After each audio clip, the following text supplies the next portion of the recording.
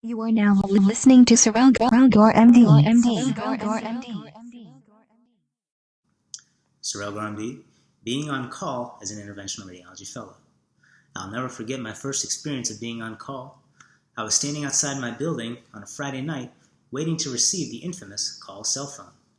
My co-fellow, who rides a motorcycle, stopped in front of my place, put the phone in my hand, and then drove off.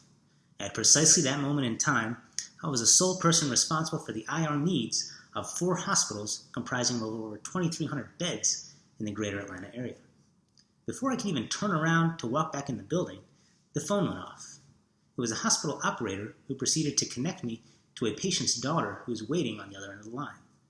Before I knew it, I was giving recommendations about what to do for severe, uncontrollable abdominal pain and nausea that her dad was having after having a TACE procedure. This was all going down right there in the middle of Peachtree Street. That's when it got real.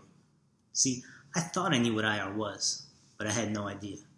There I was standing there thinking, oh shit, this is IR. So what is call? Call is being available after hours for anything that pertains to your specialty. So after 6 p.m. on a Friday and before 7 a.m. on a Monday, we're on call. All matters pertaining to IR are shunted to us by way of cell phone. It's hard to explain the feeling of holding that cell phone and not knowing what's going to happen in the ensuing seconds, minutes, hours, or days. Now, what are the types of cases that we see on call? Namely, bleeds. Now, this could be a lower GI bleed where a patient needs emergent angiography and embolization. This could be a patient that's throwing up blood from esophageal varices who needs urgent decompression with the tips. These could also be traumatic bleeds. Now, we actually cover a very famous safety net hospital and level 1 trauma center. You've probably heard of it. I can tell you after being there, the hype is real. You can get a call anytime, day or night, about a person that suffered traumatic injuries, whether they got run over by a car, hit by a bus. How about this? Stabbed in the kidney. I took care of a patient who was having an argument with a friend. That argument ended with him getting knifed in the side. A CT angiogram showed that the knife blade had sliced open an artery in his kidney and he was spilling blood into his belly. This guy deserved a procedure fast. So I saw the guy, I consented him, I called in the nurse and the tech, got the patient on the table, accessed his right groin, found a small bleeder in the lower half of his left kidney, and coiled it, shut it down. Saw him back in the trauma bay, and there was a cop standing next to him. He leaned right over and shook my hand and said, "Hey, thanks, man."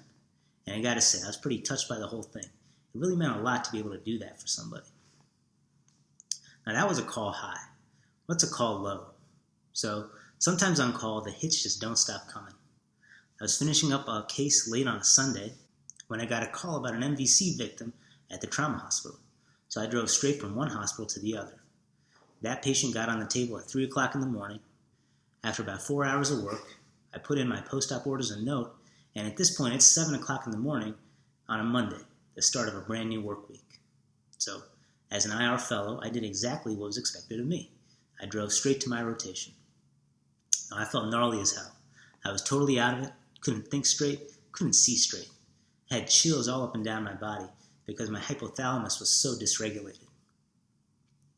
Thankfully, because of my awesome attendings, I got dismissed around 12 to go home and rest, and I gotta tell you, that was some of the most rejuvenating sleep I've ever had in my life. Overall, being on call is an extremely rewarding experience. It teaches you to think on your feet. It forces you into uncomfortable situations. It leaves you open to abuse and criticism from your peers, your mentors, and your staff members. It allows you to grow into that IR attending you always dreamed of being. The best thing about call is that after enough calls, you're not even afraid of it anymore. You know exactly what to say to push off a non-emergent case. You know how to make a patient feel safe and cared for on the phone. And after a while, you're not even afraid of going in because you know exactly how to do 90% of the cases you're expected to see. So that's it. That's IR Call in a nutshell. Let me know what you think of this video. If you like this video, go ahead and click like below. You know the drill. Leave a comment below. Tell me what your worst call experience has been. Surelgar MD, I'm out of here, guys. Take care.